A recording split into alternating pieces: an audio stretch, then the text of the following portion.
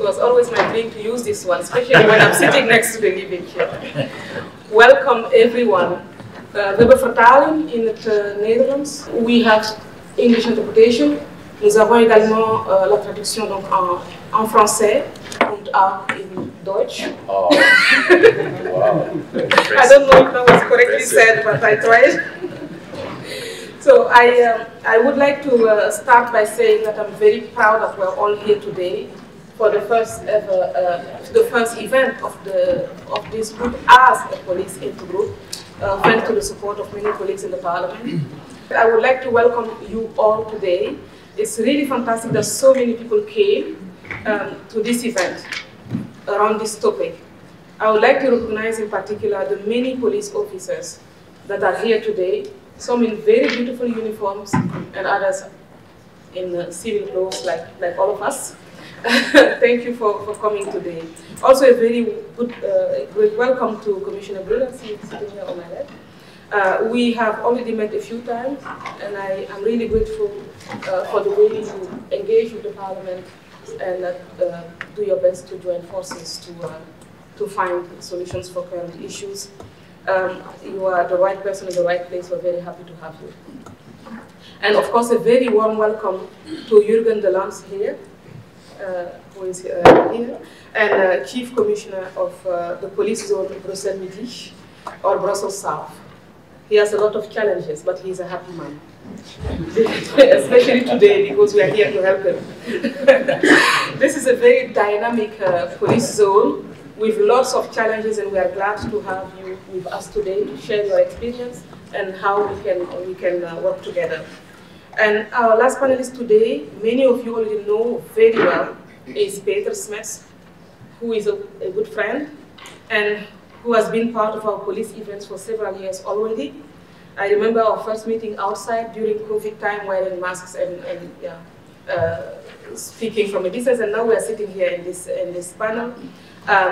He is the president of Europol, many members in the room as well, and he will provide a good overview of the needs and the realities of police officers all over Europe. Last but not least, we will have with us later today Catherine De Bolle, who will join us later. She is the executive director of Europol. And this is the first event, as I said already, of the new European Parliament. It means that we have a lot of support on all political groups. Of course, I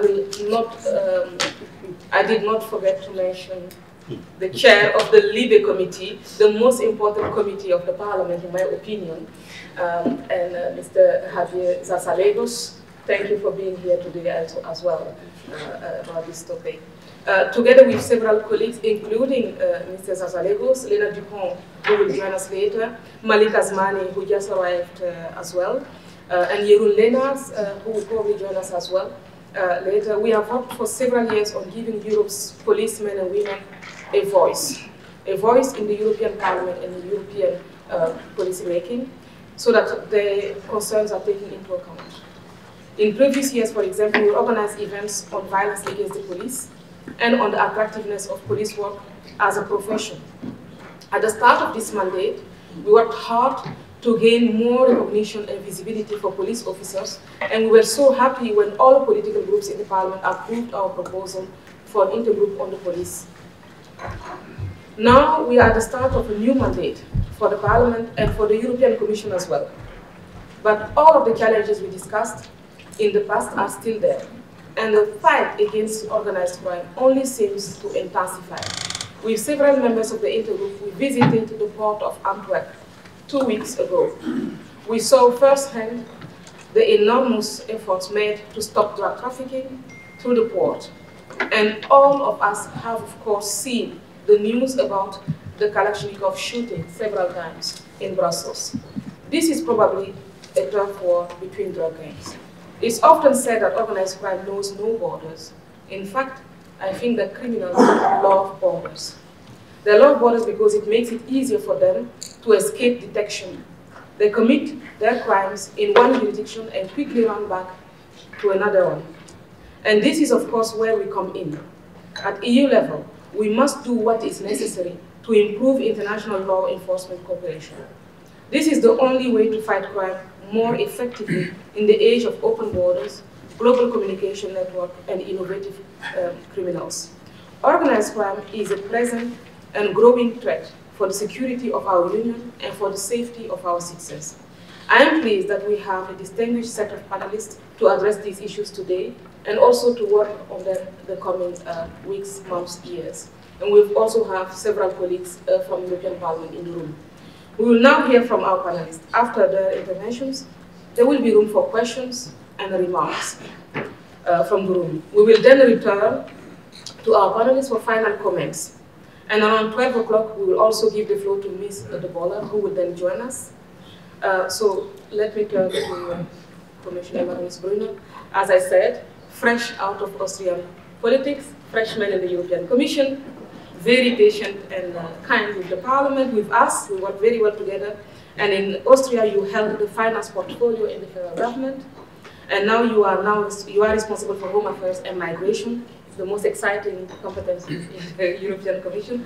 And I know you have been preparing an updated European internal security strategy. And you are looking at various dossiers on borders, security, and migration. I am very pleased to have you with us today and hear your views on how we can go further and help our police officers. Thank you. Yeah, thank you very much, Assita, especially for inviting me, of course. It's a very impressive audience. So, ladies and gentlemen, happy man, that's good, I will remember that. I would love to be called happy man every day, that's quite a good way to be introduced. Thank you, as I said, for inviting me. I think I don't need to tell you, actually, because you're the experts, what is happening on our streets, as you mentioned, of our capital cities, or in previously safe neighborhoods, I would say. I don't need to tell you about the horrible cost addicts pay because of the illegal drugs, as you mentioned, that organized criminals are so good at selling, actually. Or I don't need to tell you how many young people are being, I would say, lured into a life of crime by the promise of easy money, or a sense of belonging in a way, or simply the fear of being left behind, being also left out of the gang maybe, or I don't have to tell you how easily organized criminals move across the borders, as you mentioned as well, or do their business online also, sometimes far too easily, I would say. And you don't need to hear from me that in the European Union, cocaine seizures increase dramatically almost every year, actually, and that despite this, the street prices of drugs remain relatively low. That's also a problem, because you and your colleagues, of course, are the ones on the ground, and you know these things, of course, much better in practice also than me and than we do. You see it and live it actually every day.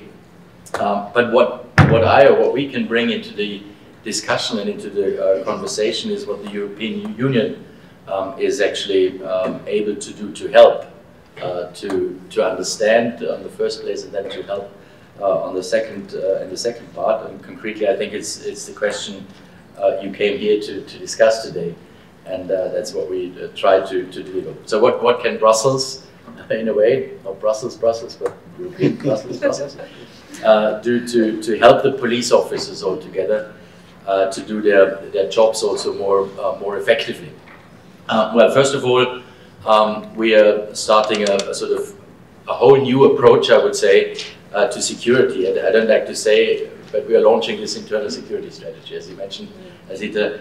I don't like to say the sentence "we are launching a strategy," because that's always it sounds like something a bit vague, just words maybe on the page. But in fact, what we are doing with our new internal security strategy is actually something quite real, I would say. It is changing the way we think about security altogether by putting it at the heart of everything we do, whether through new laws, new policies, whatever. For example, to be a bit more concrete maybe, When the EU provides funding for education programs, for skills programs, we will look to channel resources also into stopping recruitment of our youth by gangs. Or, second example, when we sit down to talk to big tech companies, we just had a gathering in the Munich Security Conference and meeting tech companies there as well. We will talk about what they are prepared to do to ensure their platforms are not being used for criminal activities. It's what we're calling the whole of society approach. And when you spell it out, it sounds like common sense actually. Everyone thinks, okay, well, that's pretty normal. Hopefully they do it.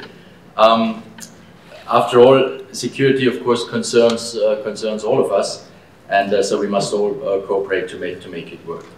Secondly, so firstly, the security strategy. Secondly, we need more resources. The executive director, De Bolle, is always expressing that and always sort of urging us to do it.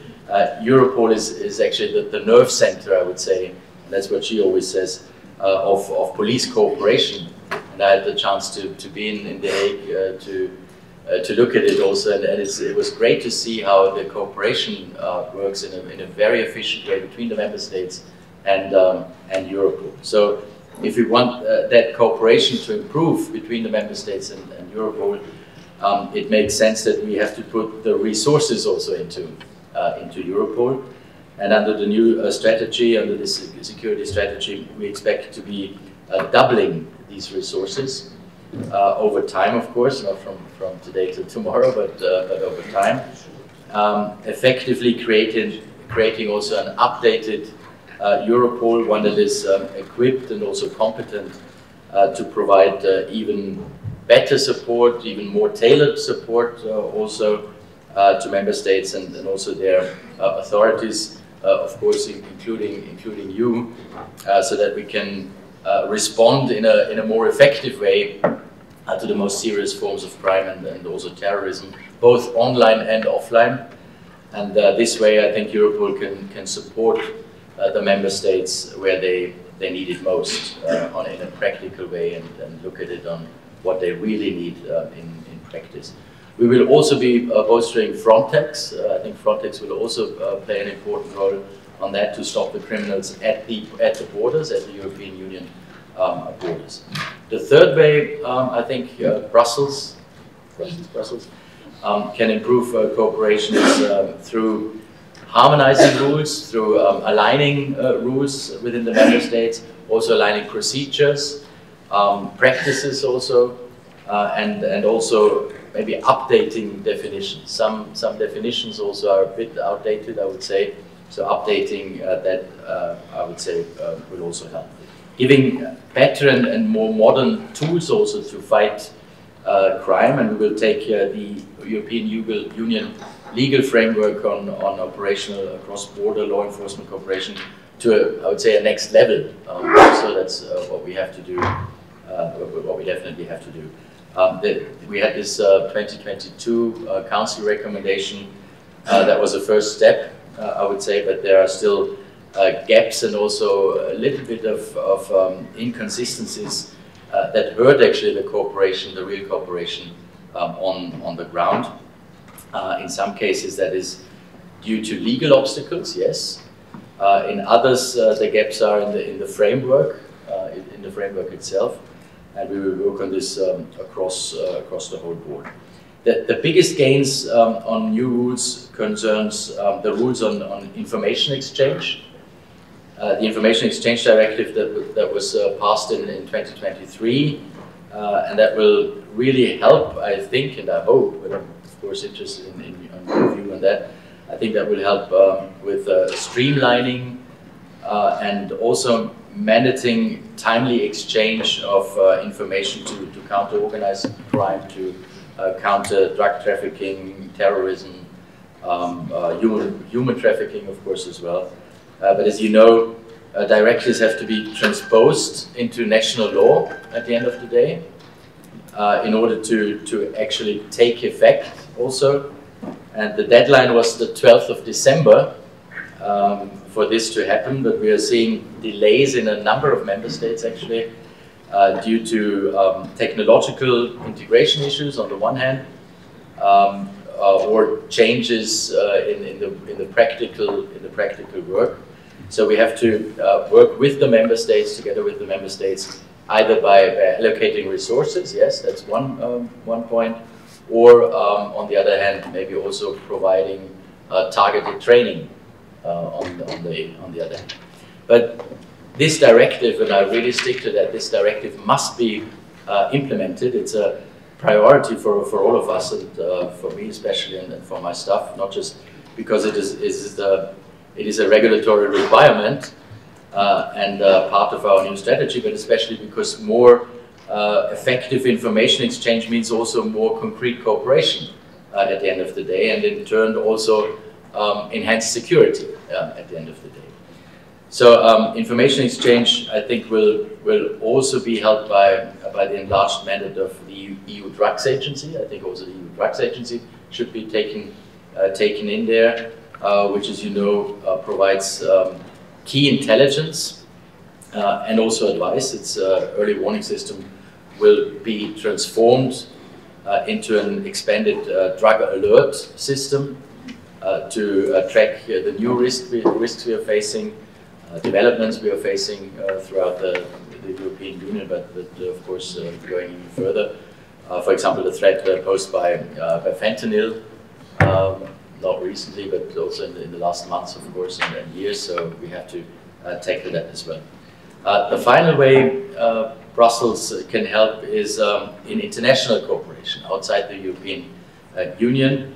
The European Union is I would say, a major player when it comes to trade, to market access, to investment, also to foreign aid. For too long, I think we have perhaps been a bit shy about using that weight as a European Union to ensure that our relationships also with third countries outside the European Union also advances our own security priorities. So I think that comprehensive approach, all those questions should go hand in hand, and this will change under our new approach, under our new internal security strategy. My task will be to see security reflected in our foreign policy, for instance. That is also very important. We were, of course, intensively talking to Kaja Kallas on that as well, whether that is to do with visas, for instance, with trade altogether. On the other hand, I will work with my colleagues in the Commission on that to make sure that we strengthen law enforcement also, and also judicial cooperation throughout, not only throughout the member states, but also on the international level with, as I said, third countries that are key to our security. So I hope that gives you at least some flavor of what this Commission is doing under the new security strategy. But of course, as I said earlier, you are the ones doing the hard work on the ground, ensuring law and order and fighting organized crime. Altogether, you are the ones we are trying to help with all what we are doing on a political level, on a parliamentary level, on a Commission level, to help with all these laws and all these policies. So we do, of course, hope they will help you. And if they don't, please tell us, then we have to change them. That's pretty obvious, and that is why I will stop here now to leave more time to hear your ideas also, and how to enhance the fight against organized crime altogether. Thank you very much. Thank you very much for your interesting speech, and also for giving 4 minutes to the next speaker. Or maybe you save it for the answers later on, probably. But thank you very much for your input. I will resist the temptation to comment for the moment, but a lot of ideas came in my mind. Now I will give the floor to Chief Commissioner Jurgen de Landsheer. Mr. de Landsheer has, as I told you earlier, an impressive career as police officer, which he leads now the police zone process South, one of the most challenging in our country. And Mr. Nelson, you have experience with the reality on the ground, on the streets, what's going on in Brussels, and the cause is coming from farther than the borders of our own country. That's why referring to foreign cooperation is also very important. And we're here at European level where the discussions can sometimes be abstract. So I'm looking so much forward to hear your concrete experience on that. So I give you the floor now for about 10 minutes. Thank you very much, and good morning, everybody. I will speak from my experiences from my police department, which is the easiest. I won't speak for the whole Belgian police. But so my department has over 1,000 colleagues, sworn and non-sworn. And our challenges are in, well, we have some density of challenges, like 2 prisons, 2 soccer teams in the first league. We have 1 big event hall, 2 big open air markets, weekly over 100,000 visitors. We have the biggest international train station of the country, which we are not really proud of, the Midi station, because of insecurity, because it's not really what we want Belgium to represent if you're arriving in Belgium.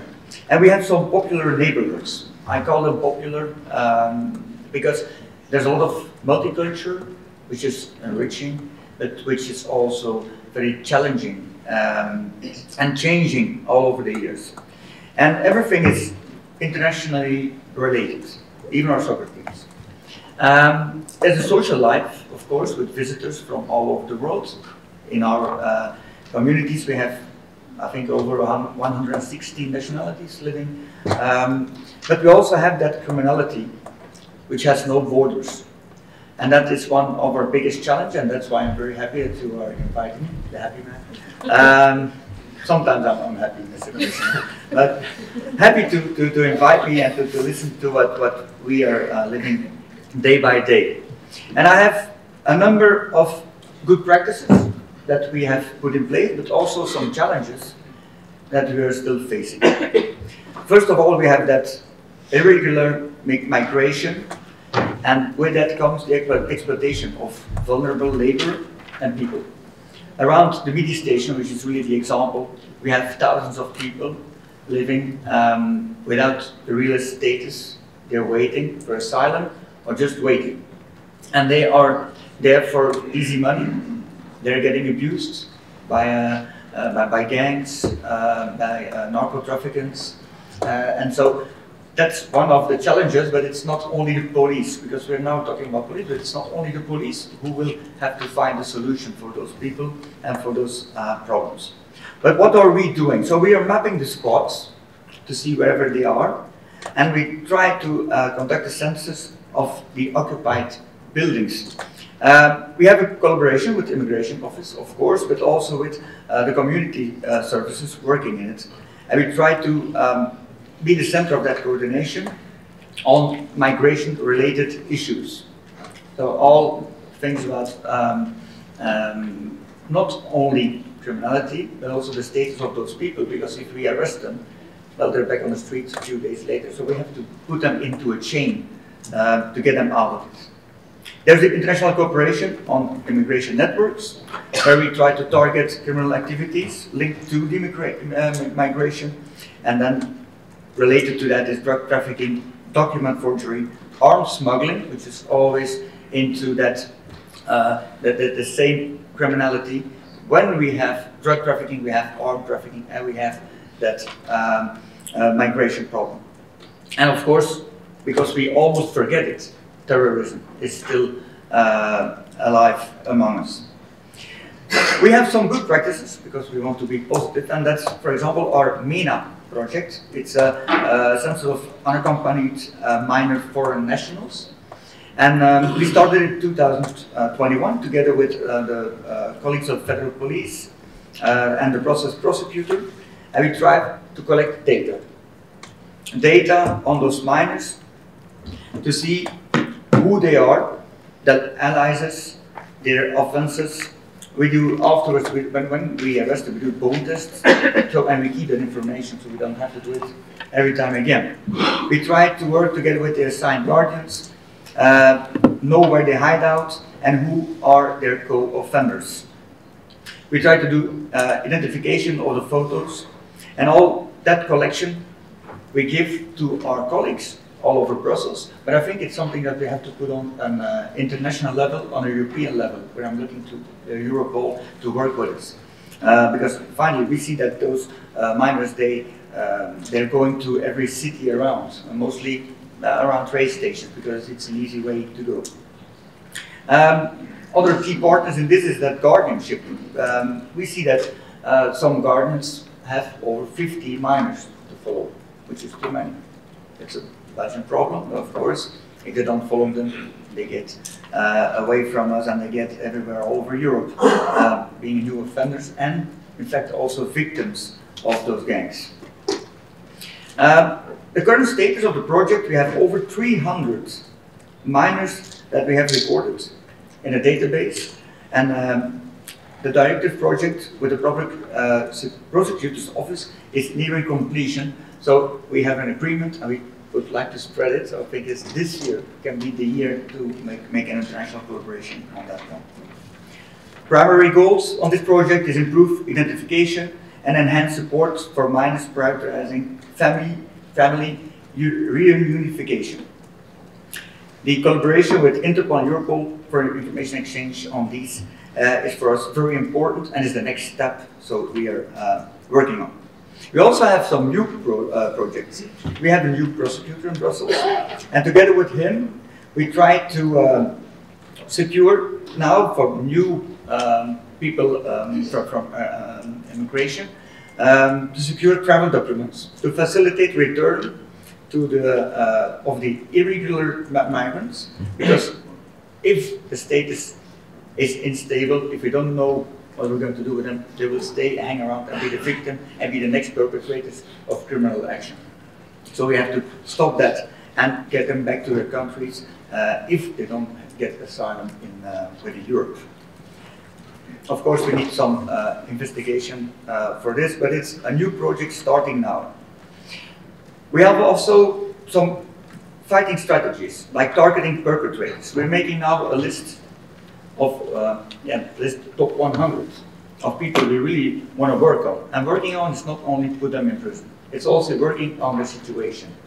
So it's getting data from other countries and try to identify and try to find a solution for the persons, and not only putting them in prison, because I don't think that prison is a solution for perpetrators, certainly not for minors, and I don't know if there are very much people who have been spending years in prison and have become a better person. We have those organized crime investigations, where we have a close collaboration with our colleagues of federal police, where we see that mostly we talk about drug trafficking, and we need to strengthen international cooperation. We do have that collaboration, but I think borders do not exist, like you said, Commissioner. And we should even more work together to get more and better information and work together on the same targets we're working. We see that our narco-traffickers coming from either Marseille, coming from the Netherlands, and ours are even going to Colombia or Ecuador just to make their orders of whatever they want and get shipped to Europe. So the first steps have been taken. We really have to make them much more stronger. About the street level crime that we as local police are confronted to, it's mostly the crack and consumption in the streets. Even driving here, we were passing by people using crack in front of everybody, just near the Midi station. I think as a modern society we can't accept that. Is it a police issue? People will call the police, but we will not be the answer. I think the relationship with all other services is so important, because otherwise police is taking over everything, but we cannot tackle criminality, tackle terrorism, and in the meantime be social service for the whole country or the whole Europe. So multidisciplinary, but of course we can talk about it, we also do it. For people who know about the hotspot work, we do, so we have the hotspot points for people interested in a nice job. It's not legal, but those gangs make about 50 to 80,000 euros a day on a hotspot, selling drugs, all kinds of drugs. So trying to tackle them, of course, is first of all, we have to invest in security, boots on the ground. That's what our job and the job of our colleagues is, to be on the ground, visibility for the neighborhood. But on the other hand, after the arrest, you have to do something with those people. So we have to get them in the chain. So we are working with Save Brussels, which is a government association, and they are looking for the second line. So giving medical help, psychological help, and trying to get those people off the street. Because if you only arrest them, I know I repeat myself, but it's something that we know for years. We arrest, they get free, and they continue. So we have to get them out. This is working, but it needs also, that needs more resources. But it will prevent other criminal activities. And on the third hand, and then we have to talk about infrastructure. Train stations attract all over the world criminality and drug abuse. So even there we have to see how we can make it safer. How can we make traveling safer for everybody to visit our beautiful Brussels?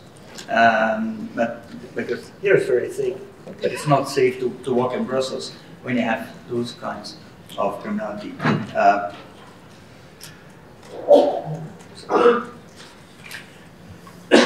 At last, as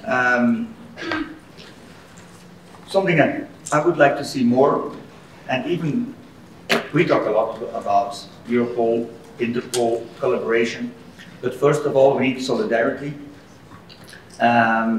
among police officers within our own country.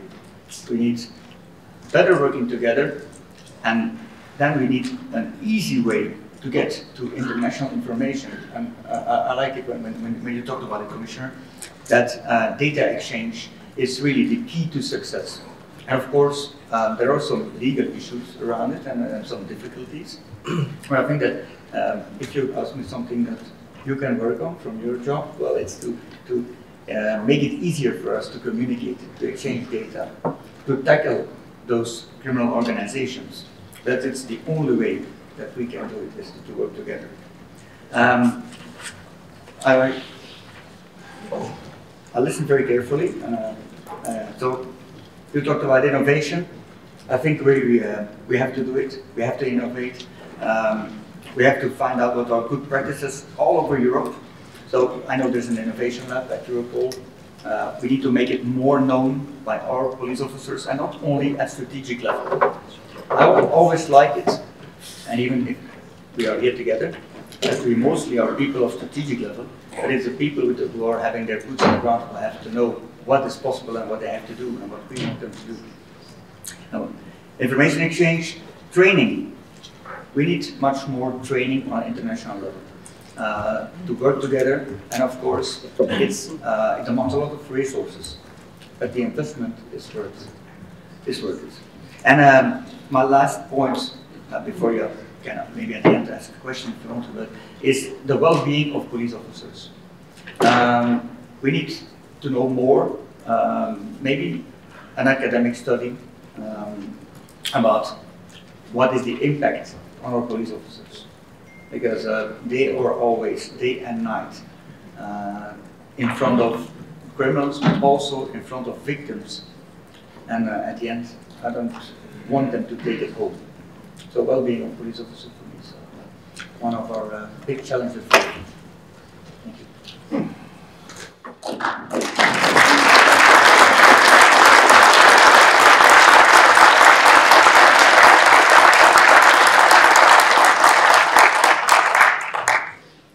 Thank you very much. Dank u wel, meneer de Lancier. Dank u wel, meneer de Lancier, voor uw tussenkomst. Zo tussen twee Vlamingen implementeer ik mijn paar woorden tussen het Nederlands. En ik dank u voor uw duidelijke woorden, voor de concrete voorbeelden. En de cijfers die u geeft leggen de nadruk op het feit dat we veel situaties ook wel moeten aanpakken. Uiteraard de verzorging van onze politiemannen en vrouwen, maar we vergeten heel vaak, en te veel mensen vergeten vaak, dat er binnen dat uniform toch mensen van vlees en bloed zijn.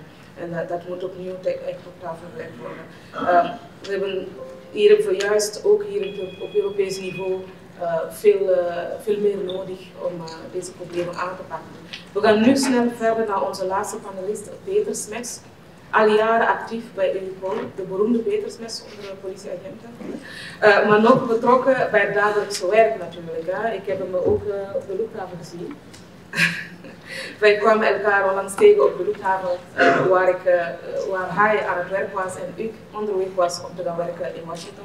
En als president van Europol spreekt u namens heel veel politiemensen. U heeft het woord om ook die stem hier vandaag te laten horen. En wat is er volgens jou nodig om internationale criminaliteit effectiever te bestrijden? Peter, het woord is naar jou en je hebt 5 minuten. En dan zal ik nadien naar de lieve voorzitter gaan. Thank you very much. As the president of Europol, I would like to extend my gratitude to the chair of the Intergroup on Police for the opportunity to speak at this inaugural meeting. Europol is now the largest representative federation of police unions and is happy to discuss with you the issues we face today. After years of informal collaboration on police-related issues, we are pleased with MEP Assita Kanko, together with Vice Chair Lena Dupont, Eru Lenaerts and Mr. Malik Asmani, successfully established an intergroup on police matters, supported by members from 5 different European families.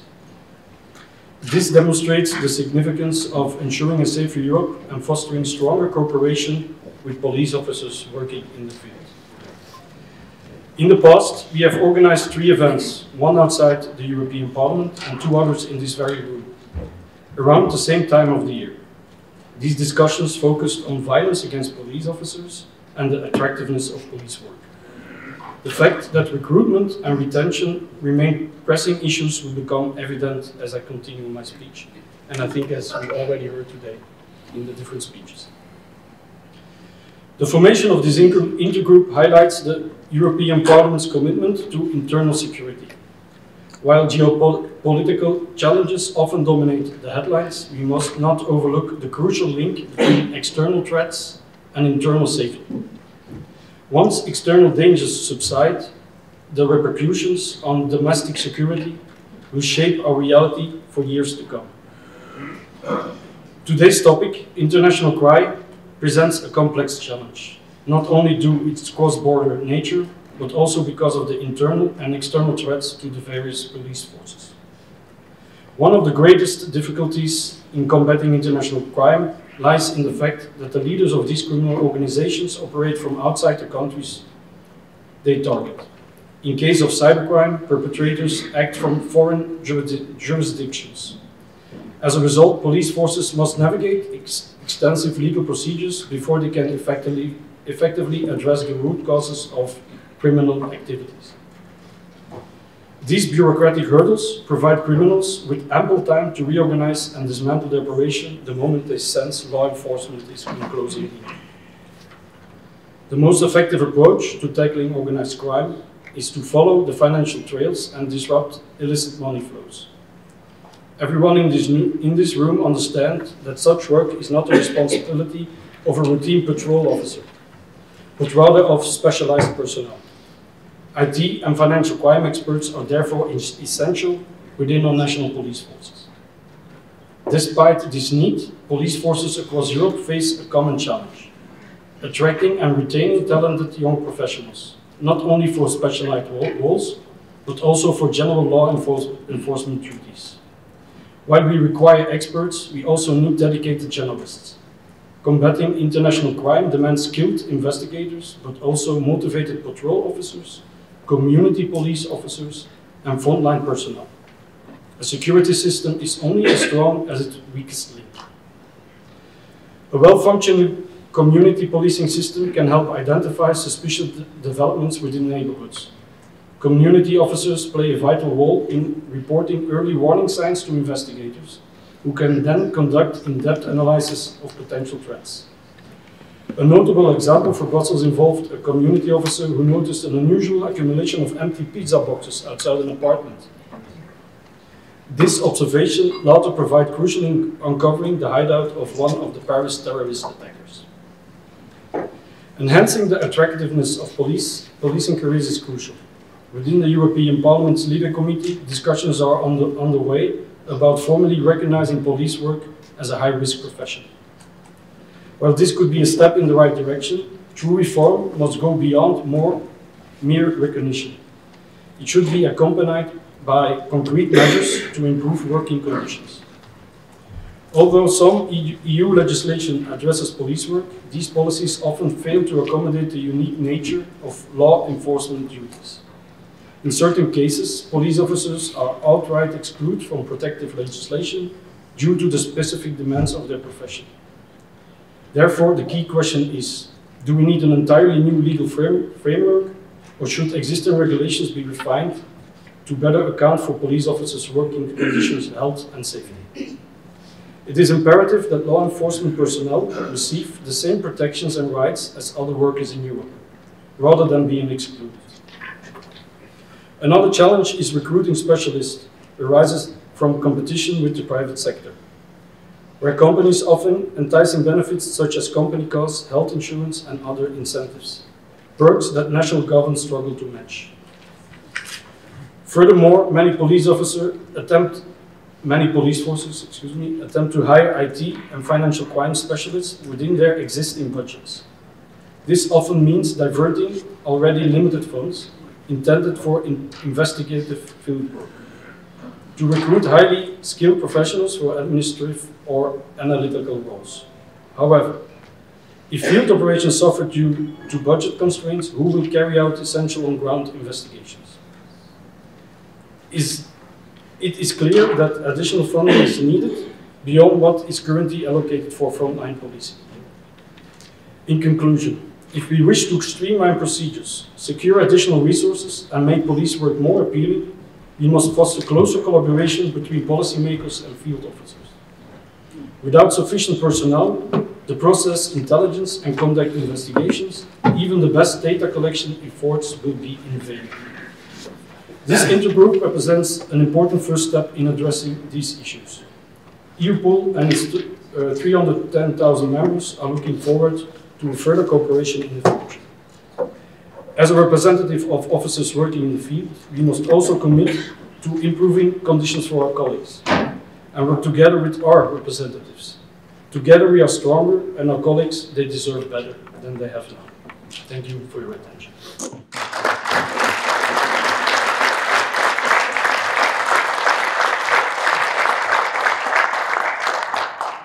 Thank you very much, Peter, for your contributions. Now, I would like to give the floor. I would like to give the floor to my colleague Sasalegos, who will be chair of the Libe Committee, and I know that you have to go to another meeting after this, so I'll just give you immediately the floor. Thank you, Assita, colleagues of the European Parliament, members of this, distinguished members of this panel. Ladies and gentlemen, first of all, Assita, congratulations for bringing together this event, which is very impressive. It's the kickoff of the Police Intergroup. I'm very honored to be here, and I think that it is fair to acknowledge that is the result, to a great extent, of your personal commitment and the hard work you have been conducting on this issue. This event is the first of many to come, I'm sure. Knowing Assita, I know that will be the case. And it's important because it fills a vacuum, or at least it helps enormously to bring the police forces into Parliament. And that is of an enormous value for us as legislators, because you really know the reality on the ground. And we know that reality is very challenging. The latest report in Organized Crime identify over 800 crime organizations in Europe. and also stresses on the evolving nature of these organizations, how versatile they are, transnational, able to adapt to different situations, very easy to switch from one criminal business to other. And that's a growing challenge. That's a growing challenge. And to face it, we need efficient police forces, we need well-coordinated police forces, we need well-equipped police forces, properly trained, and also police forces provided with the necessary protection. Here in Brussels, apart from,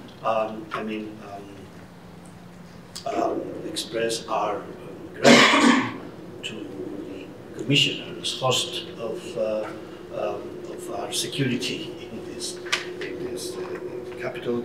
I think that we can do something about that. We can do something, we must do something for a better coordination, for a better training, and also for the necessary legal protection.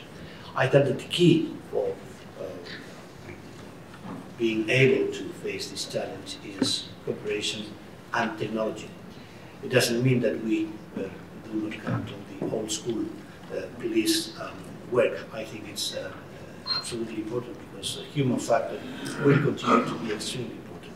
But if we have old school policing plus technology plus proper access to data, I'm sure that the result of this equation would be extremely positive. And all of this has to be done in the framework of a strong commitment to the rule of law.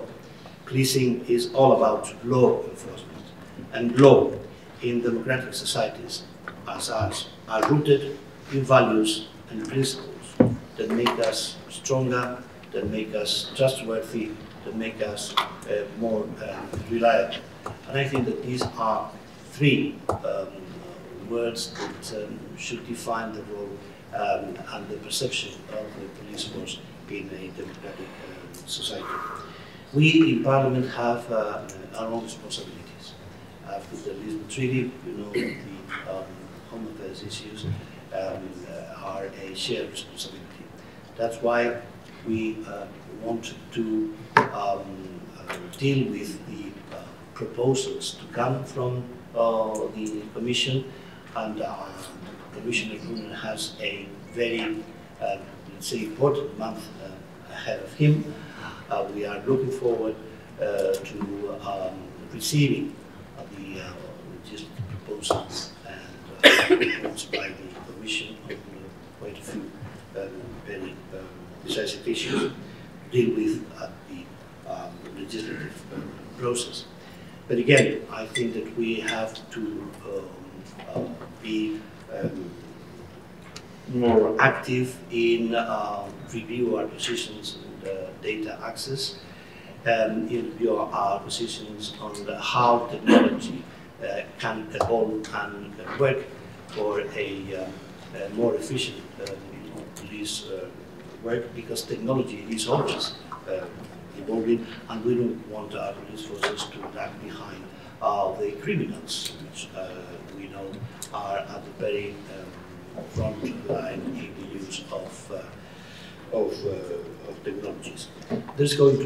There is a rising demand addressed to police forces, and just as we said that more powers requires more responsibility and demands more safeguards, also the rising demands for security coming from our citizens also demands more means, better technical tools, and a better legal protection for police forces.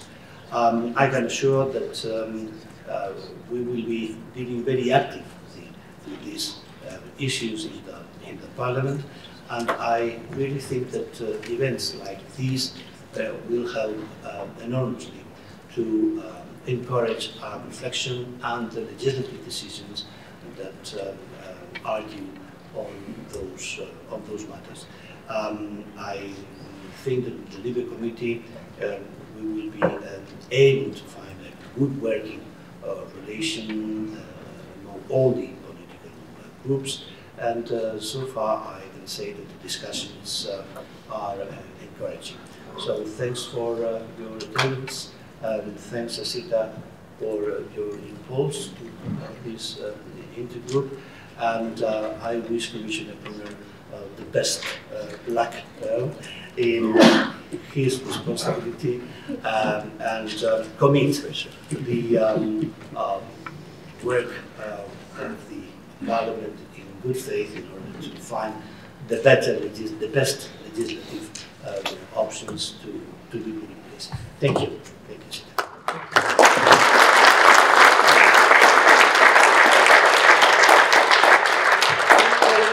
We are lucky to have colleagues as Allegos as chair of the legal committee, and as you see, we are all already working together. So I am very hopeful, and I know that you have to rush to another meeting. So I wish you good luck for the next meeting that you have, and of course we'll stay in touch.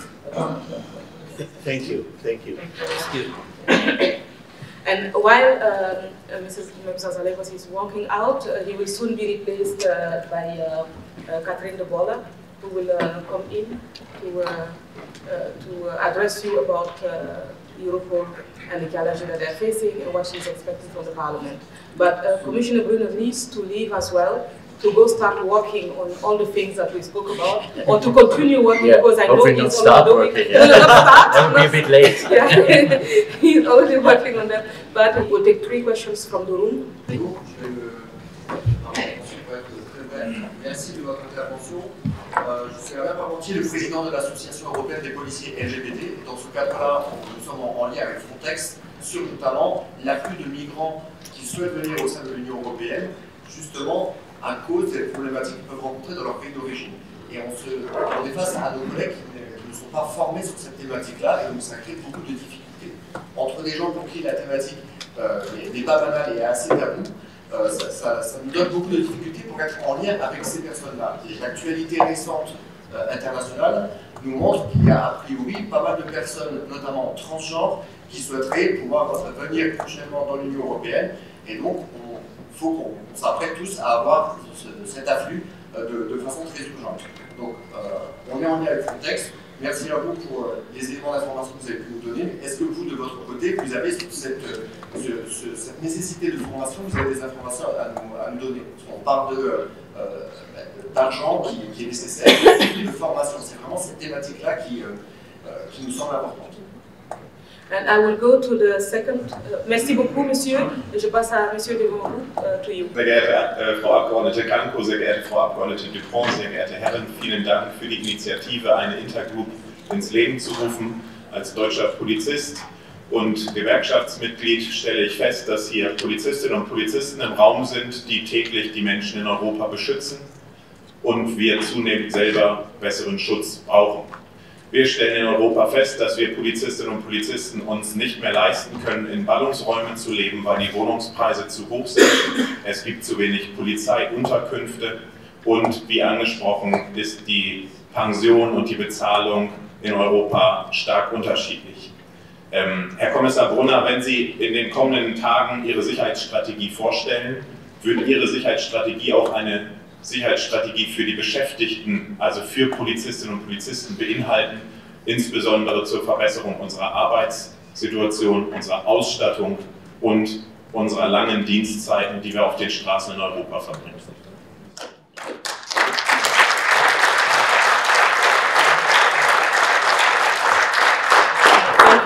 Dankeschön.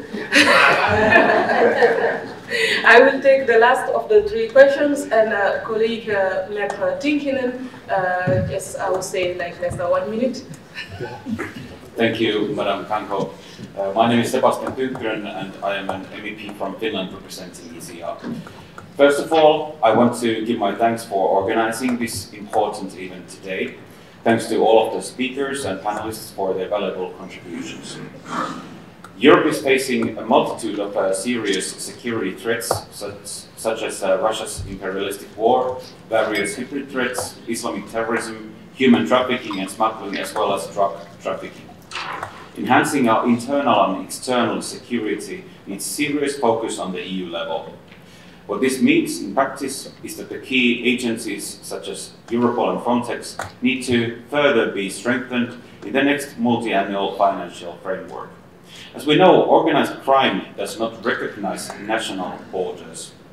Effective international and cross-border cooperation is crucial.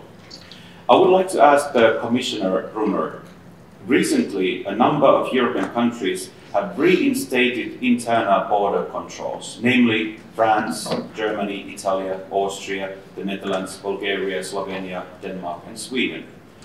In your view, what effect has this had in the fight against cross-border organized crime? Thank you. Now I will give the floor to the Commissioner, unless a woman in the room suddenly has some inspiration. Not yet? Oh, yes, but very short, because he has to leave. Thank you. Thank you. Agnieszka Kolek, MCC Brussels. Does it work? Yes. My question is that a lot of decisions that affect the police forces and citizens of European countries come from international politicians, that they make decisions how the borders are open and how does it affect the crime and also terrorism. So my question is how the Commission is going to address the fact that the national police forces have to deal with the fallout from international decisions on the international level, and how can we stop that happening? Especially starting with removing the illegal migrants in Europe who committed crimes, serious crimes. Thank you. Well,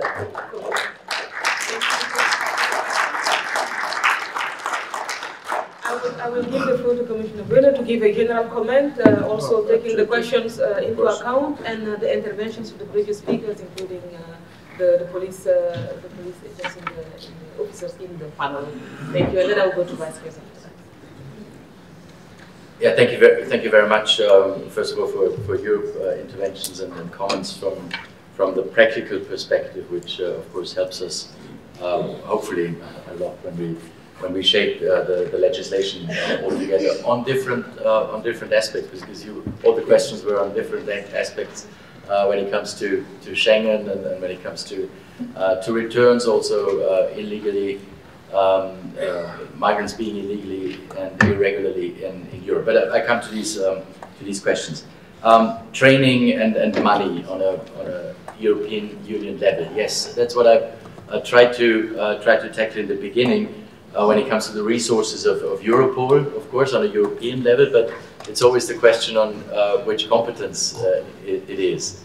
Our sort of duty is to provide Europol on the European level with enough resources, but then of course on a national level we need the resources from the member states as well. That's pretty obvious. But as I said before, we have to put, and it makes sense of course to put more money into Europol. I was saying that in the beginning we expect to be doubling the resources over time at Europol. And this updated Europol, where we can, what is the job of Europol? To support the member states in their work in a way, but also to maybe support on different aspects, not just analysis. Yes, that used to be one of the major parts, but now also when it comes to innovative new things, artificial intelligence, for instance, to use in the fight against criminals. So what I wanted to say, there are different competences, of course, but we're doing everything with Europol and to double the resources of Europol in the next years to come. Wenn es die Sicherheitsstrategie geht und ob die Arbeitsbedingungen verbessert werden in der Strategie oder ob wir das tackeln, wenn ich das richtig verstanden habe, ja, auch das ist natürlich eine Kompetenzfrage. Für was ist die Europäische Union zuständig und für was sind die Mitgliedstaaten dann konkret zuständig? Was wir schon machen auf europäischer Ebene ist, dass wir versuchen auch die Working Conditions fair zu halten, alles dafür zu tun, dass es über die gesamte Europäische Union hier abgestimmte Maßnahmen auch gibt, gerade wenn es um psychologische Unterstützung geht für die Polizistinnen und Polizisten. Gesundheit insgesamt natürlich spielt eine große Rolle. Und es gibt unterschiedliche Frameworks. Es gibt die Framework Directive on Safety and Health at Work, die ganz speziell auch für die Polizistinnen und Polizisten gewisse Ansätze auch mit sich bringt. Ob wir es in der Security Strategy ansprechen, ja, tun wir, aber es ist halt immer die Frage, wo ist die Zuständigkeit dann am Ende des Tages. Europol cooperation, and then when it comes to the internal border controls. That is, of course, a very important question for us when it comes to Schengen, the Schengen idea in general. We have got this Schengen border code, where we've got some exemptions, of course, when it comes to the border controls. The most important thing is, in my opinion, to make the outer European Union, the outside border, more secure at the end of the day. That's all about it. And then we don't need any internal European borders anymore. So I think that's what we have to work on, to make the outside border, the external borders more secure, more safe, and then so we don't have the need to have these internal border controls anymore. Because if we keep them up, I know that there are exemptions and we need them from time to time if there's a security threat and others, but if we want Schengen to work, it doesn't make sense. But of course I do understand that we need it maybe from time to time, and that's what the Schengen Border Code is here for. And then the decisions, that's an interesting question. So you say, what you were saying is that on an international level, what the politicians decide makes it more difficult, or what do you mean?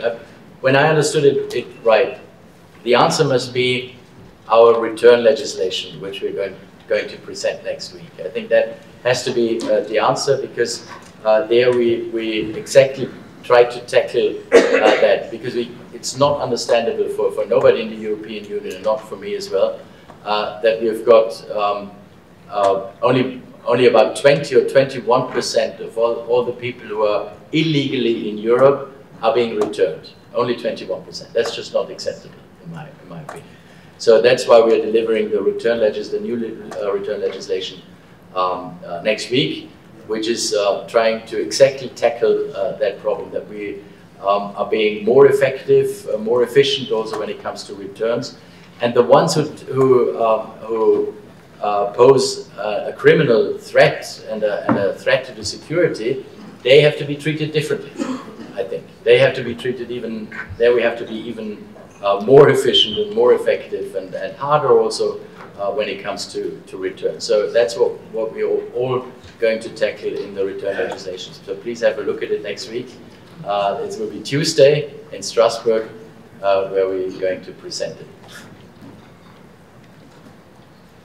Thank you very much. As I said, he's the commissioner of the most exciting portfolio, and the one that we are the most interested in. And since he said he's going to give more means to Europol, De Bolle showed up. Well, I would like to welcome the executive director of Europol, and thank you very much, Commissioner, for taking time for us and for continuing the very important work that we are all counting on. Now, before going to give the floor to Executive Director De Bolle, who joined us at 12 for a keynote speech, I would like to go back to the room and give you the possibility to make short comments or to ask a short question. And we will have the panelists who spoke already to speak, and then I will go to you for your speech. But now let's get back to you. Okay, I will give the floor to the ladies first, please, and I'll come to you. I'm from Sweden, and I can say that I'm the first black police officer in Sweden. As you know, multiculturalism is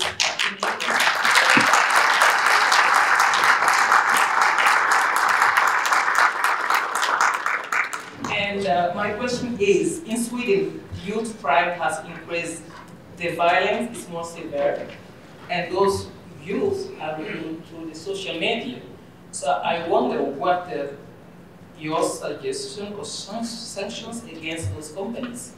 This is something we are talking about in Sweden. With all the youth, if they want to become young people, it's through the social media. I mean, Snapchat, Roblox, and Facebook, whatever. That's what they get the offer from, to shoot someone. And also, they are used to shoot against like committed political criminality, shoot like in front of the Swedish Israel embassy and things like that. And I wonder what's your solution against those companies? Do you have any sanction against them? Because it's quite important that we should do something against those companies. Otherwise, we lose all the youth. Thank you very much. I would like to give the floor now. Who is raising their hand? I see. I will give the gentleman in the back. Mijn naam is Hubert Meert. Ik ben gewoon bezoeker. En ik ben geïnteresseerd in het onderwerp. En ik stel, volgens mij, is het niet nodig van ook aandacht te geven aan de privacy-regelgeving, om die eventueel toch op een of andere manier nuttiger te maken, zodanig dat misdaad en dergelijke dingen vlotter kunnen bestreden worden. Dank u. Dank u wel, meneer Meert. Ik zal nu het woord geven aan mevrouw hier. Ja. Hello, good afternoon. My name is Bijna. I represent Europol. I'm from Lithuania. Myself, I'm a police officer. I'm work in a criminal bureau, so it's really related to the work that I do. But a short comment. Let's say Lithuania has outside borders with very unfriendly countries. So when we see in Europe that a lot of talk goes for defense, now the defense is the key, we definitely cannot forget that inside security is as important as the defense. So it cannot be that European money, that parliamentarians, that they will definitely, we need to strengthen our defense, but inside security, not to leave our officers, because when it comes to the day X, we all gonna do the big job with our people, with the organized crime that's still gonna be doing those stuff. So I'm wishing all good job, and we need to do a lot of work. Thank you very much.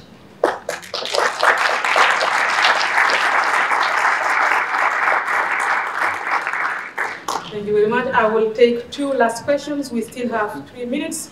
Please be advised that members speak 1 minute in the parliament, so I'm sure you can as well. So maybe I'll give the floor to people who didn't speak yet. I'll come back to you, Miss. I'll just go to you first. Yes. Goeiedag, mijn naam is Magnus Brunner. Ik ben lid van het federaal parlement, collega van Assita. Eerst en vooral proficiat met de organisatie van deze dag. Het is zeer interessant.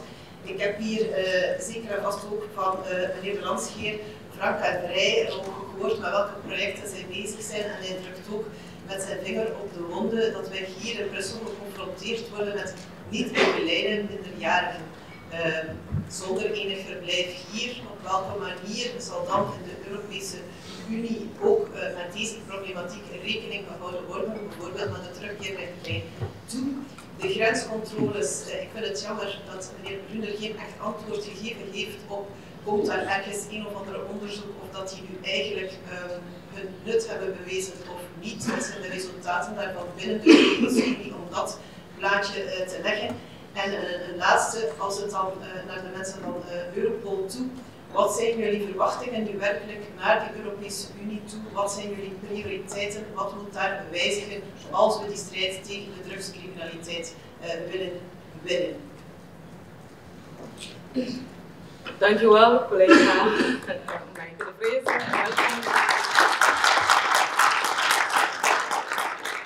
Ik zal nu het woord, I will give you the floor now. Please say your name and ask a question. My name is Alexia Hungerbühler. I'm on the advisory board together with Peter Spetz and many others. And my question is actually to the newly formed Intergroup on Police. What exactly are your next steps, and how can we, as one of the biggest or the biggest union, police union, contribute? How can we support you? Okay, thank you. I see that there is still room for one question who didn't speak yet and who would like to ask a question.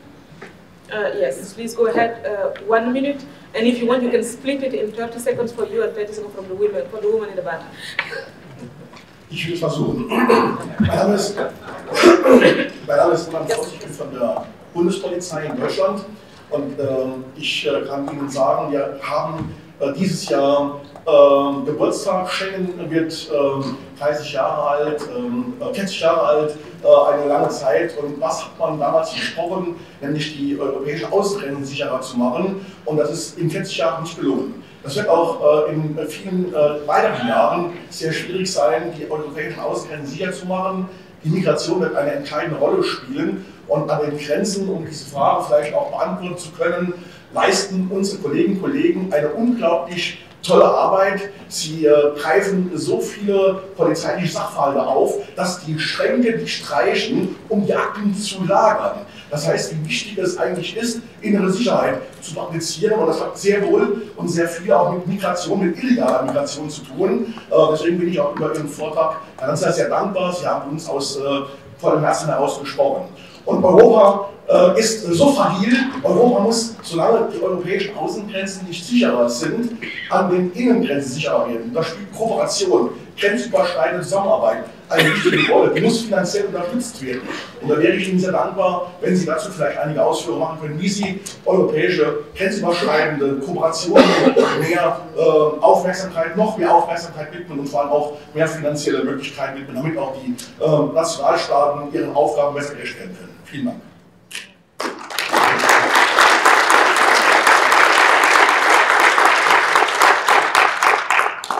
30 seconds. So, hello, my name is Margareta Przybyła. Together with my colleague Robert Garcia, I'm representing European Confederation of Police, so another trade union representing around 30,000 police officers in Europe. We would like to congratulate you on establishing the intergroup. We are really happy to see that the police issues are gaining importance on the EU agenda. We are ready to work with you, to support you.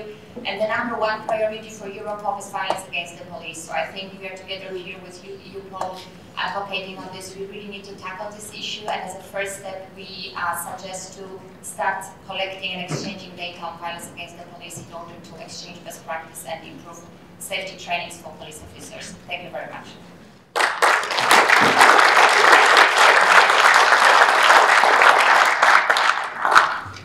So I think we have all the questions. Nobody is going to be disappointed they didn't get the floor. Okay, good. I would like to just say something about the intergroup, and then I give the floor to everyone here. So feel free to say something. We'll share the minutes before going to my neighbor, De Bolle. So on the police intergroup, it's not our first event. We were a working group before, so we have been working on this for more than 2 years. I thank my team here, especially the advisor, Janis de Jong, but also my assistant, Laura, and Joris over there. Janis has been here from the beginning. We worked so hard with the colleagues, including Lena, work hard to turn the working group into an intergroup, because it means you have more political support also to achieve real change inside the parliament. So our goal was to bring police people, men and women from all over Europe together, to bring the Commission colleagues inside the Parliament together, to work together against organized crime. And if you want to defeat organized crime, you need to have stronger law enforcement, but not only at the police level, as you said also, and Commissioner Brunner said, we need to also be successful on the judicial side, and on international cooperation, on so many other items that we need to work on. So having this event, this is now the third time, and we chose the first week of March because it's the week when we have the 7th of March, and as you know, it's the International Day for Fallen Police Officers. This is why we've chosen this week, and every year it's around this week, next year also of March. And what will be the next steps? We will continue to give visibility and a podium for police voices in the European Parliament to influence the narrative about them. As I said, underneath the uniform, there is a human being, and we expect him or her to protect us, but we need to protect them so that they can do that. This is very, very important. We will continue to hold annual events like this, as I said, 4th of March next year, marks on your agenda. Violence against the police is a priority item to tackle. International cooperation against organized crime and drug trafficking, and also the implementation of return. These all are priorities. fighting terrorism and fighting drug trafficking are two legs of the same monster, as Belgian Prime Minister Van de Wever will say. He was mayor of Antwerp and saw it, been there, saw it. We are also working on a calendar of activities, and we'll soon visit the Netherlands. We are looking for a date to look at the situation there. Perhaps we'll go to Sweden if Ms. Seydou invites us. And we have already a standing invitation for Europarlementslid to go on the ground in Brussels, and we'll definitely do that. I regret that we cannot wear a uniform, but we'll try to keep up with your style. And we will work on the internal security strategy and other initiatives from the Commission. And as you've seen, the Commissioner is really taking this seriously. He spent a lot of time here, and not only today. We have been meeting him several times, and Europol is here. You know, everyone is taking this very seriously, and your input is very important. So I'm now going to stop and give the floor to. Shall we start with Ms. Europarlementslid and then come to you, Lena? Yeah. Okay, you go first. So everyone has 2 minutes, and then you go first, and then I'll go to Lena and go back to Peter Smith. Thank you so much. I just will quickly comment on some of the questions or remarks which have been made. One of the ones I think it's very important is the one about juvenile crime and the social media. We already saw within terrorism that media and social media is taken over, and that's the biggest battle we have to fight. We have to take over the media and social media. Normalizing drug abuse, for example, is a big problem for the younger people, and people think like drug abuse is normal, just having some coke, smoking marijuana. It's so normal that people don't see any crime behind it. But we see in the streets that consumption of drugs is really weighing on our neighborhoods, mostly poor neighborhoods, because it's easier. People, there's no social control. There's a lot of labor, easy money for younger people, in illegal situations. So we have to work on, if you want some good practices, it's working on prevention. It's not always a police issue, but of course we have to work with it, because we have to give that critical information about what is drug abuse and what are the consequences. So we have to be in prevention, give information, get back to reality. Explain people that what they see on TV, it's not real. It's like Facebook and all digital world. Your Facebook friends are not friends. What you send on Snapchat, it's not real. And AI won't help it if we don't also use it in a good way. And then, of course, schools and parents. I think it all starts with education at home, and next to that in school. So government support for schools, and maybe for parents to inform them. And certainly when they have a migration background, they're not aware of what's going on, really going on. So we need support for that. Voor meneer Meert, in het kader van privacy, ik volg u volledig dat we moeten een onderscheid maken tussen onze veiligheid en het gebruik van camera's, privacy, en dat die lijn moet kunnen opgeschoven worden om criminaliteit te bestrijden. Maar die lijn is dun. Ik ben geen voorstander van een politiestaat, niet op digitaal vlak en ook niet in het straatbeeld, maar voor criminaliteit te bestrijden denk ik dat we echt moeten kunnen die cursor verzetten en moeten veel meer mogelijkheden krijgen om gebruik te maken van speciale methodes en van innovatie. En dan is het maar om het te proberen. Maar dat is een werk voor justitie en minder voor ons. Ik denk dat dat het punt is waar ik het meest kan zijn, anders en voornamelijk voor jullie. Thank you well. I would like now to introduce someone who doesn't need to be introduced here.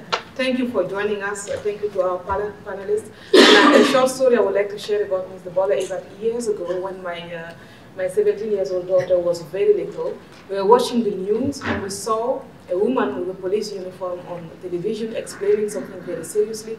And then my daughter says, oh, wow, I want to be her. It was Catherine De Bolle when she was still leading police in Belgium, and that's how I first saw you, and I shared the admiration from the power woman that I saw on the news on that day, speaking about serious topics I wanted to work on as a politician. So it has always been a pleasure to work together at the European level, and with your experience and your commitment at Europol, you have a lot of respect in this parliament. Always people are very convinced, I hear it, I see it.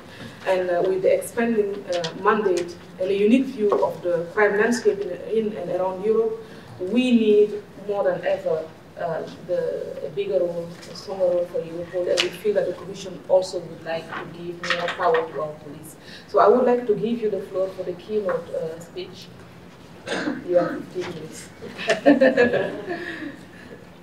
Thank you very much, and thank you for inviting me here, Madame Kanko, dear Madame Dupont, dear members of the European Parliament, distinguished members of the panel, ladies and gentlemen, dear colleagues and dear friends. For me, it's very important this day. It's not only an honor to be here, but it's also a privilege, and I really believe that the moment in time is right.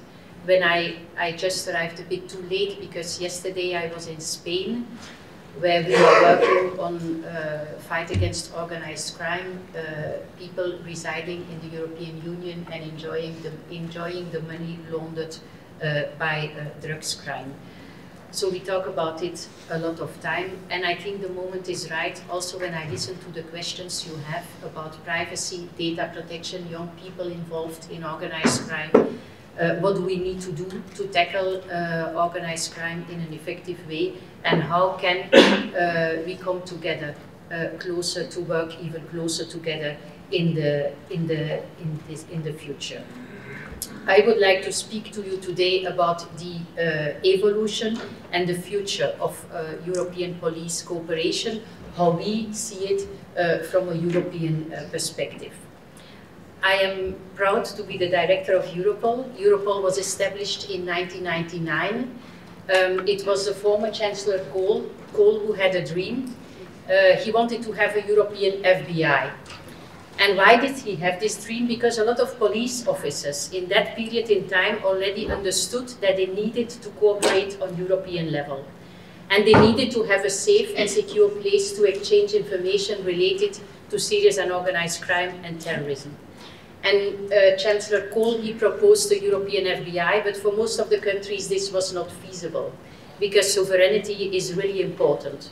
And they wanted to have an information exchange system on European level, but they wanted to be and to stay in charge of their information by themselves.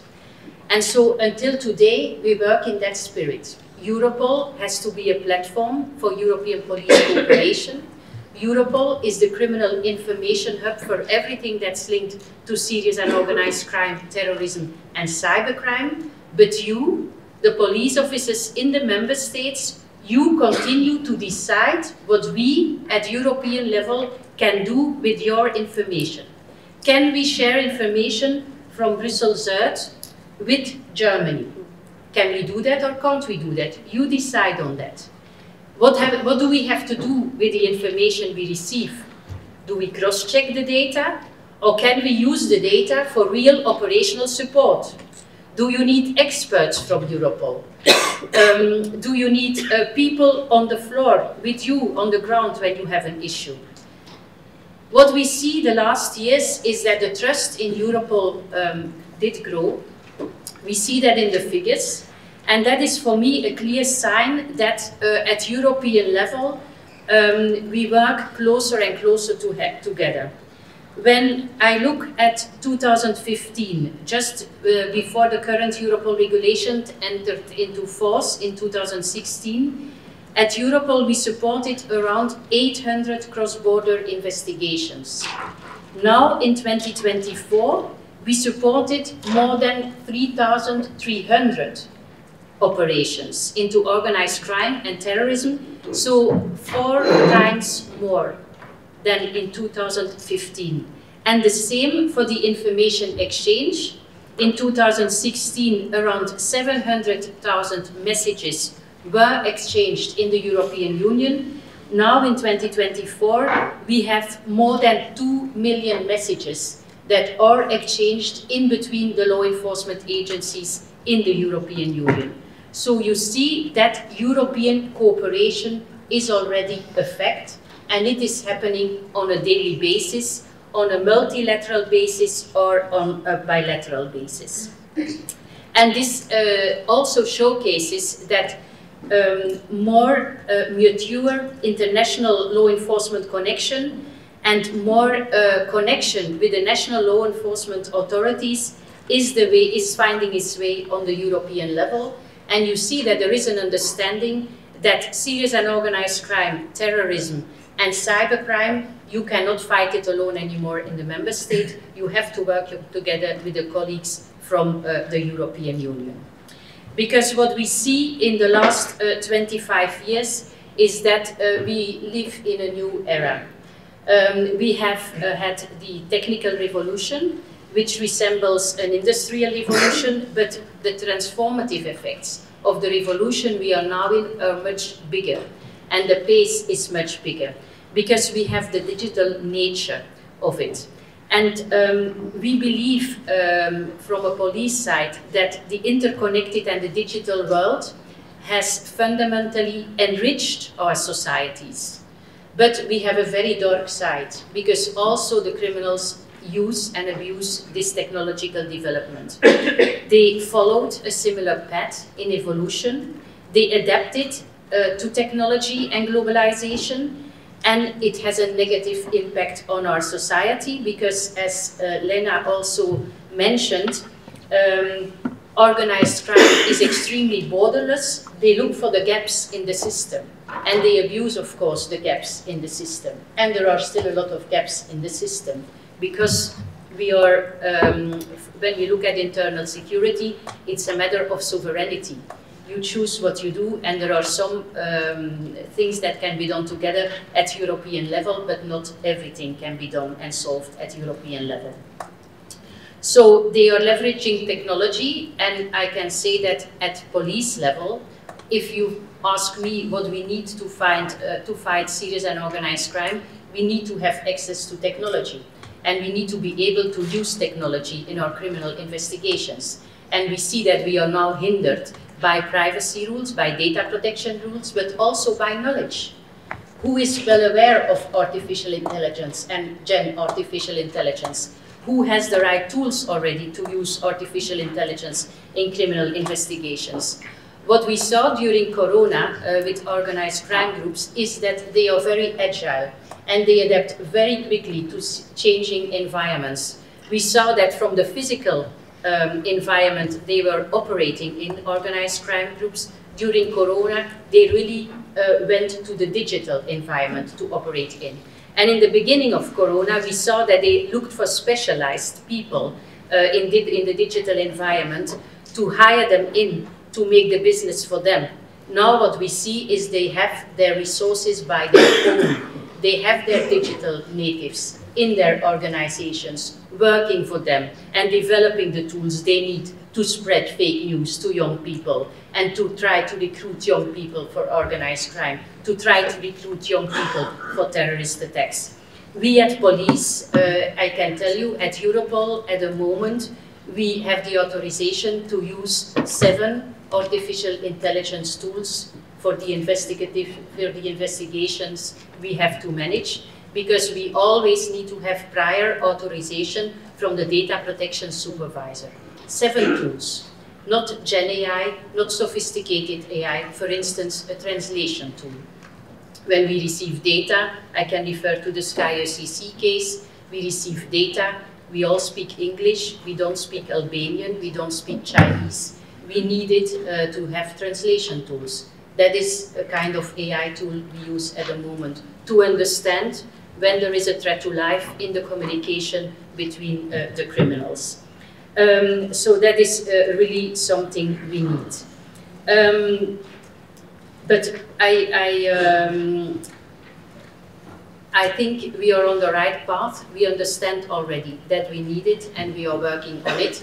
And we can start to develop tools together with you. That's why we did set up at Europol an innovation lab.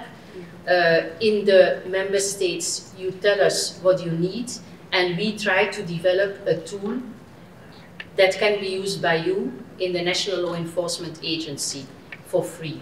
And that is the aim, I think, also of international police cooperation, that we do not duplicate, that we put our resources together. We at European level need to understand what you at national level need, and then we have to try to develop these tools so that you can make use of these tools. What we also see that is very important in tackling serious and organized crime is cooperation with third parties. We made a study last year about the most threatening criminal groups in the European Union. We identified, together with you, the member states, 821 groups active at this moment in the European Union who are really threatening the rule of law in our countries, who are really threatening the welfare state in our different countries, who are using a lot of corruption, who are using a lot of violence. And what did we see in these 821 networks? We saw that over 110 different nationalities were active. We are 27 member states, and we have more than 110 different nationalities active in the European Union. It is impossible to share and to exchange and to cross-check with all those nationalities, with all those countries, real-time information. So we have to work on that. We have to make sure that we identify, and there we see the external dimension of the internal security sector. We have to identify those countries outside of the European Union which are crucial for us from a professional perspective to work together with, so that also we can exchange information with them and that we can receive data from them. For a member state, you can already exchange data with some third countries and receive data from them. For Europol, this is rather difficult. We exchange data already with third countries if we have an operational agreement. So this means that we really can exchange personal data, but we have to take into account the data protection rules as they stand in the European Union. So for instance, with Africa, Europol is completely blind. We cannot exchange data with Africa because the data protection standards are not at the same level as ours. And Africa is very important for drugs trafficking and is very important for trafficking in human beings and illegal migration. This is really something we need to tackle and we need to address in the future. And then another issue we need to discuss is crimes without a clear national jurisdiction. A few years ago, it was relatively easy to identify a geographical location where a crime was committed. And also, a lot of crimes were not so sophisticated to investigate. What we are confronted with nowadays is cybercrime. In the cyber domain, the cyber domain is worldwide. It's the World Wide Web. It's also social media. It's worldwide. So it's very difficult sometimes to identify where a crime took place. Which country will then be responsible to manage the investigation? It's difficult to identify. So we need to find solutions to that, legal solutions. Who will take up the responsibility of a lot of cyber issues that are going at the moment and that are not investigated? Because what we predict for the future, online fraud, is almost bigger at the moment than drugs trafficking. And online fraud, you don't see it immediately, but elder people losing their money when they will retire because they trap into a romance fraud, it's happening on a daily basis. And it's also done by people who are exploited by criminal groups outside most of the time of the European Union. So that is something we need to tackle. And then, of course, cyber attacks. It's complicated to investigate a cyber attack. when you don't know at the moment that the attack is launched sometimes by a human or it's launched by artificial intelligence. When we talk about child sexual abuse online, is it launched by humans or is it launched by artificial intelligence? What does the law say? How do we have to deal with it? That are issues we need to find solutions for, because we see that criminal groups are behind these crimes. It's not only pedophiles anymore that distribute child sexual abuse online. It's really a business model for cybercrime groups to reach a big audience, because there are a lot of pedophiles in the world and they want to get their money. So in those areas, we also need to come together, and we also need to discuss how will we deal with this to maintain the trust in the legal system and in the rule of law as we have in the European Union. Because at the moment, it is very difficult to provide an answer to the victims of these crimes. And that is something, from a law enforcement professional perspective, we cannot allow, because it goes against who we are. We want to provide answers to victims. And in this digital environment, it is really becoming very difficult to provide answers to victims, because we do not have the right tools and methods to work together and to decide how we will tackle this. So the joint development of technologies and the joint development of investigations in this area on European level, for me, is really needed. So on the way forward, fighting organized crime and terrorism hinges on our ability to establish a seamless, trusted and forward-thinking and tech-proof intelligence sharing model. We have to deepen our collaboration also beyond the borders of the European Union by committing to transparency, and we will strengthen then international police cooperation and try to create a safer world. And the failure to match the level of sophistication and global reach of criminal actors will only let their operations grow, and we cannot allow that. The future of law enforcement is not in isolation, but it is in unity. To conclude, I really would like to thank the European Parliament, because the European Parliament to Europol has always been very supportive, and we always find a listening ear in the European Parliament. I would also like to thank you already for the migration package.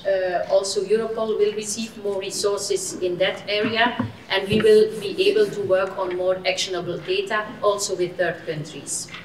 You might have heard that the President of the Commission and Commissioner Brunner, they are talking about doubling the resources of Europol and making Europol a fully operational agency. How do we at Europol assess this at the moment? And we are in discussion with the Member States, also we discuss with the Commission. First, we think that Europol should be able to provide an even more comprehensive response to internal security threats, also in those areas we are not involved in at the moment, like hybrid threats, destabilization of our societies, and disinformation. Second, we really would like to take up our responsibility to be a center of excellence and knowledge in order to better support you, the national law enforcement authorities. Thirdly, we believe that we have to boost dedicated operational teams. We need to come together in operational task forces, work together on high-value targets, and try to bring them before court together. And then our capacity in innovation, we believe, is very important. You don't have to innovate on your own. We need to do this together. And we also believe for our own security as law enforcement agency, we need to strengthen our own cybersecurity, because we see that more and more police forces are attacked by cyber criminals. So it is essential to work on this, we believe, in the future. My key message is, alone we are nothing, together we are strong. and we need to come even closer together also in this digital environment and in the intelligence environment we are in, and we do not have always the right access to data, which is not acceptable, and that is why we should come together also with the private sector, with the service online providers, the hosting online providers, because we need to have access to the communication between criminal groups, to have access to their communication, and we need to be able to read together with them the messages if we want to be successful in the future. Otherwise, we will be blind in the future. Thank you.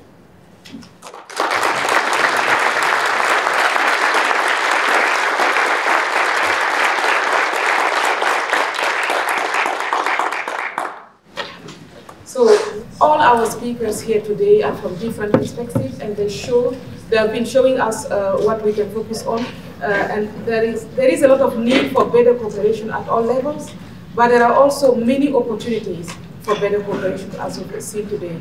We've probably learned a lot from each other, and this is an ongoing conversation. So we'll continue this conversation in the room here and also outside the room. I would like to stress 4 small examples. As you see, the fight against crime is not solved with one simple solution. You start by saying that alone we are nothing. It's a complex problem that keeps shifting shape, but we are working on it. And let me give you some concrete examples. Colleague Asmani, who was here earlier, is taking the lead on legislation to improve the security of identity documents. This is very important. I'm in charge of new legislation to get the entry-exit system online. After the attacks of 2016, I think, there was this legislation that came up, and until now, we didn't succeed to implement it yet. It is completely unacceptable. The terrorists did not stop threatening Europe and attacking us. So this year, we need to get this up and running. So I'm working on this, and the goal is to prevent illegal migration, to protect our borders, and to make sure that we can stop the terrorists from hurting our people. And this is very, very important. Before the summer, we are going to vote, and in November, we hope for the implementation. And I see Janus nodding. Indeed, he and I were working on this, and all the colleagues from the other groups as well who are joining me as shadow rapporteurs. With several colleagues, including Lena Dupont here that you heard, and Fabrice Legueri also in the room, and the coordinators from the other groups, we are working on putting the right topics on the agendas, and especially on return policy, on tackling illegal migration. Lena is very vocal, and we all believe that we need to make sure that we know who is living in Europe. We need to control our countries. With that also, I would like to add that the EU recently adopted the Digital Service Act, and you refer to that, which will help us when we talk to online platforms about what happens in the digital sphere. You stress that as well, because we need to do this together with the platforms, and we need to see how we can also make the legislation evolve to tackle new issues that emerge, because sometimes when we are ready, we're already late. So we need to take that into account in the future proof. These are just some examples, but so we try to work on all these puzzle pieces, and when we talk to you, we get new ideas. The existence of this intergroup and this working group and the connection between all of us started with a conversation. So this makes it very important. So please join each other, speak, and let's have new ideas emerge. I'm very proud to chair this intergroup. I'm very honored to be surrounded by brilliant people who want to work together, and I look forward to keep in touch with all of you. I thank all the translators, the interpreters. Thank you, we are right on time. Thank you so much. Dankeschön, merci beaucoup. And everyone for your patience in the room and for your commitment to this topic, all our panelists, and looking forward to keep in touch. Enjoy the sandwiches, the drinks, and the conversations, and each other.